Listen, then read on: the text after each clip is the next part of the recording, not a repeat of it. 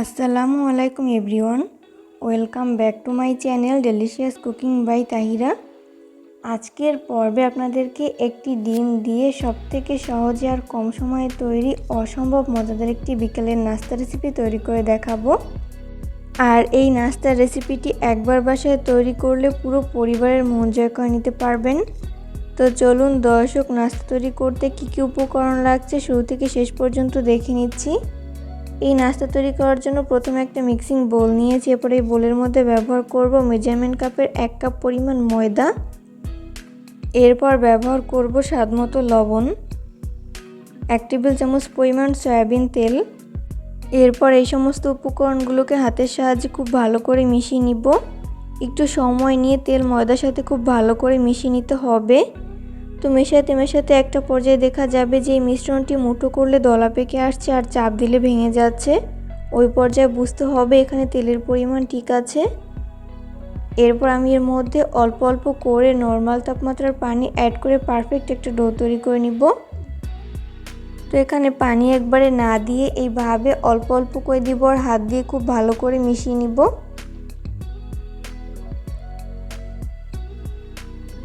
তো মেশাতে এরকম সফট একটা ডো তৈরি করে নেওয়া হয়েছে। আর এই ডোটি তৈরি করতে আমার এখানে 1/3 কাপের মতো পানি লেগেছে, আপনাদের কম বা বেশি লাগতে পারে। এরপর ঢাকনা লাগিয়ে আমি 10 মিনিটের জন্য রেস্টে রেখে দিব। এরই মাঝে এই মিশ্রণটি পুরোপুরি সেট হয়ে যাবে। এই নাস্তার পুর তৈরি করার জন্য চুলায় একটা ফ্রাই প্যান বসিয়ে দিয়েছি। এরপর ব্যবহার করব 2 টেবিল চামচ পরিমাণ সয়াবিন তেল। তেল যখন হালকা গরম হবে ওই পর্যায়ে ব্যবহার করব 1/4 কাপ পরিমাণ পেঁয়াজ কুচি। এরপর এই পেঁয়াজগুলোকে আমি 1 মিনিটের মতো ফ্রাই করে নিব।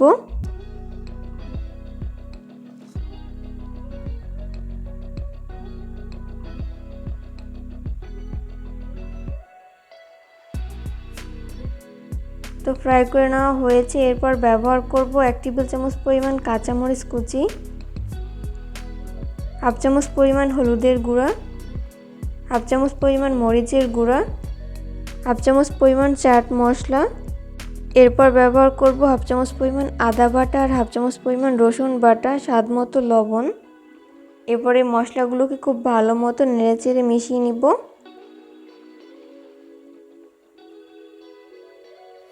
তো মিশিয়ে নেওয়া হয়েছে। মশলাটা যাতে পুড়ে না যায় ওই জন্য সামান্য পরিমাণ পানি ব্যবহার করছি। এরপর এই মশলাটাকে খুব ভালো মতো কষিয়ে নিতে হবে। তো এই পর্যায়ে মশলা কষিয়ে নেওয়া হয়েছে। এরপর ব্যবহার করব একটি ডিম। এরপর এই ডিমটাকে মশলার সাথে খুব ভালো করে মিশিয়ে নিব।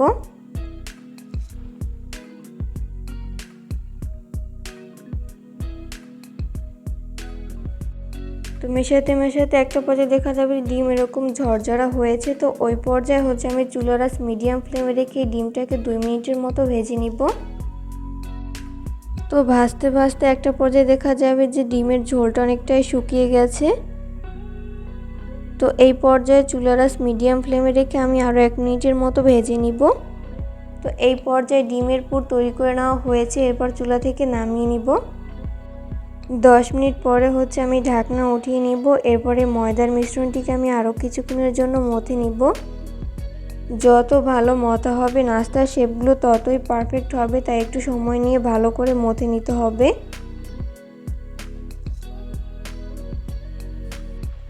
তো মথে নেওয়া হয়েছে। এরপর যে কয়টা নাস্তা তৈরি করে নিব ওইভাবে ভাগ করে নিয়েছি।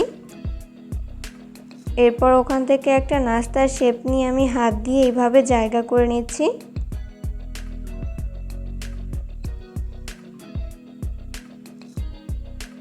এরপর আগে থেকে তৈরি করে রাখা 1 চামচ পরিমাণ পুর দিয়ে দিলাম। পুর দিয়ে দেওয়ার পর হাত দিয়ে এইভাবে আমি মুড়িয়ে নিব।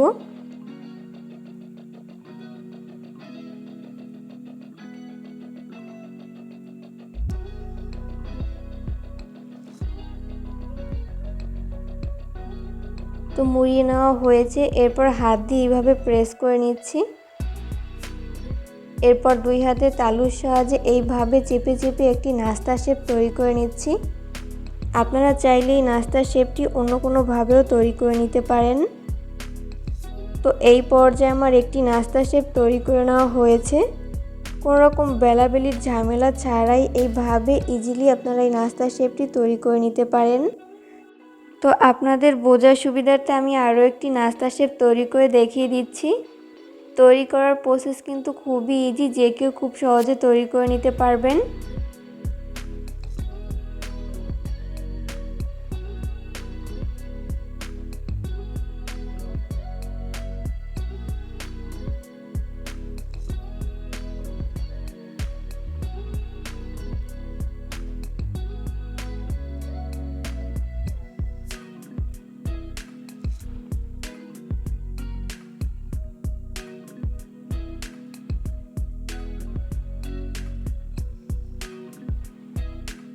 তো এই পর্যায়ে আমার সবগুলো নাস্তা শেপ তৈরি করে নেওয়া হয়েছে।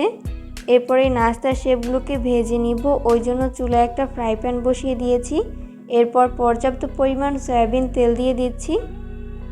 তেল যখন হালকা গরম হবে ওই পর্যায়ে আমি একটি একটি করে নাস্তা শেপ দিয়ে দিচ্ছি।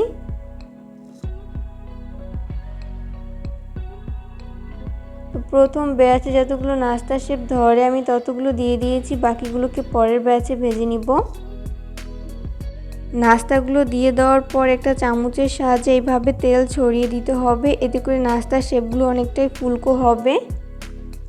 তো নাস্তাগুলো ফ্রাই করতে করতে যখন এক পাশ ফ্রাই করে নেওয়া হবে ওই পর্যায়ে আমি উল্টে দিব অপর পাশটি ফ্রাই করে নেওয়ার জন্য।